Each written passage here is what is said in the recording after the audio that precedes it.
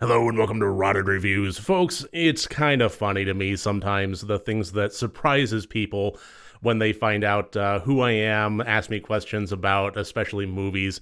And one of the most surprising things for people seems to be when I haven't watched a particular movie, especially when it's a big mainstream horror film that just happened to elude me. It's in my blind spot for some reason, though I had a million opportunities to. I just have not yet clicked play. They'll say things like, you've seen Amityville Vibrator and The Goocher, but you haven't seen Brightburn? This is honestly one of the things that I love about opening up reviews for the patron requests, is it does give me the opportunity through assignment to fill in those blind spots and oftentimes find hidden gems as well, such is the case today when I was assigned the 2019 film Brightburn by patron Twan. So nobody's more surprised than I am that I haven't yet watched this. I love horror movies, clearly. I love superhero movies, so it just kind of feels like this one should have been a lock, and I really have no explanation. But I think in the most quick, succinct, spoiler-free fashion I can provide as far as my thoughts on this movie, it was good. It was entertaining. I enjoyed it. But it could have been great. It had about a dozen opportunities to elevate from good to great, and it whiffed all of them. Directed by David Yarovesky and written by Brian Gunn and Mark Gunn, and also produced by James Gunn, just triple gun threat. This movie takes place in Kansas when it's kind of paralleling some familiar Kryptonian tales where a spaceship lands in a field of a farm that happens to belong to a couple that have been trying for a child, and they decide to adopt him, this lovely baby from the stars, and they raise him to be a good homegrown Kansas boy, good old-fashioned red, white, and blue Americana, just through and through, until powers start emerging from him right around the time that puberty sets in. And this is where the story deviates from the traditional Superman narrative quite a bit, as we start to explore the more nefarious intentions of this kid. So look, I've given my spoiler-free thoughts, and I stand by them. I really did find this to be entertaining. I enjoyed it. I have no complaints about it. I thought it was good, and I do recommend it. I also was kind of disappointed by it. Like I said, it had about a dozen opportunities to really elevate itself from good to great, to turn into something that was really conversation worthy, that would span the years, not just the immediate after release conversations, but actually encourage dialogue and debate for generations to come. And it just never felt like it actually tackled those very well at all. And to discuss it more and really get into it, I'm going to need to get into spoilers. There's just no two ways about it. So if you haven't seen this movie yet, or you care about spoilers at all, this would be a good time to stop watching this particular video. All right.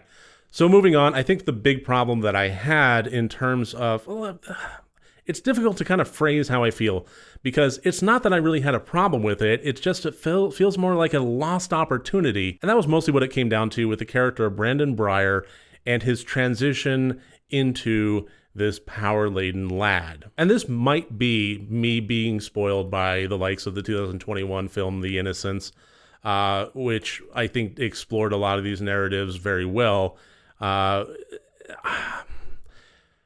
There were so many aspects of this character that it could have explored in terms of nature versus nurture, and having such a distinct cutoff point, having such a binary good kid to bad kid with very little transition in between was a bit jarring, and the notion of having it happen through this almost radio communication possession aspect when he hit puberty, or when the ship sent out the signal, basically, I think was just the absolute wrong way to go about it. Like, if you want to have his powers not emerge at all until he reaches this pivotal moment, fine, I'm good with that. That's good. I got no issue. It's not the powers, it's the personality. It's the nature of good versus evil. It's the nature of somebody overcoming their id and becoming somebody that is selfless versus selfish, thoughtful versus thoughtless, caring at all about life or death. And I think it would have been interesting to see that blend on either end of the spectrum. Either have it so that before he gets his powers, he starts showing signs of apathy towards violence or wanting to hurt small animals. I mean, not that I condone that at all, but I do think that from a horror film standpoint and a character study, it would have been interesting to explore the notion of what if somebody had these tendencies and was fighting against them with the good quality upbringing that he was provided, and now he's being given these godlike powers, and how do you reconcile that? It really turns into a person versus self kind of conflict that would have been fascinating to explore. Or have it a situation where he's entirely good all the way through, upstanding young man, good grades, smart as a whip, loves his mother and father, the whole bit, and then give him the powers and see how they corrupt him, not by some radio signal possession, but just through the natural evolution of being invulnerable, of being able to fly, of being able to zip from one place to another in a single moment. How does that actually affect somebody that has had an upbringing that was quality, that has had a personality and a moral standing that was, up until this moment, unimpeachable? That also would have been a good character study. There was a lot that could have happened on either side of the equation that really would have explored this concept a lot better. And instead, it's felt like this movie just kind of took the easy option and just said, how scary can we make somebody with powers? And again, maybe I'm just getting spoiled. In this case, I want to bring up The Boys. I mean, the idea of having a character that has these powers being inherently scary, well, I mean, I've just kind of seen it already, and we've seen it a whole lot better than this movie. I mean, just speaking in terms of Brandon versus Homelander, and putting myself in what do I prefer as a horror movie victim if I were in either of their crosshairs, man, I would take apathetic brutality over sadistic megalomania any day of the week. At least it's going to be over with quickly. Look, I have no issue when horror movies want to just play surface level. If they want to have nothing but scares and gore and action on screen, I'm good with it. I'm going to enjoy it. I'm going to have my popcorn and have a smile on my face. But at the same time, when it does have subject matter that seems like just an absolute lob softball across the plate, it just feels like a missed opportunity when they don't even take a swing at it.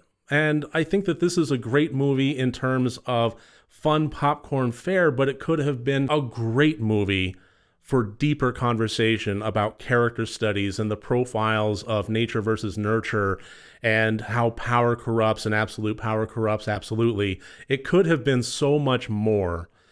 But the nature of this ship just sending out a radio signal and having that alter Brandon's personality to the degree where we barely got any kind of gray area blip between good and evil, it just made it seem like there was this externalized element that precluded the opportunity to have a conversation about the nature of humanity. So that puts me in kind of a weird place where, yes, I enjoyed this. Yes, I recommend this. Yes, it was fun. And yes, it felt like a missed opportunity. But that's how I feel about it. I'm very grateful I got to watch it, and I'm very grateful for Twan for recommending it to me. Thank you so much. I appreciate it, and I appreciate you watching this video. I do hope you enjoyed it. What did you think of Brightburn? What do you think of my opinions? Do you think I'm full of shit? Let me know. I'd love to hear about it respectfully in the comments. Go ahead and leave your thoughts there. I'd love to read them. So take care, everybody. Have a great rest of your day. And remember, next time you want to watch a horror movie, first make sure that it's good and rotted.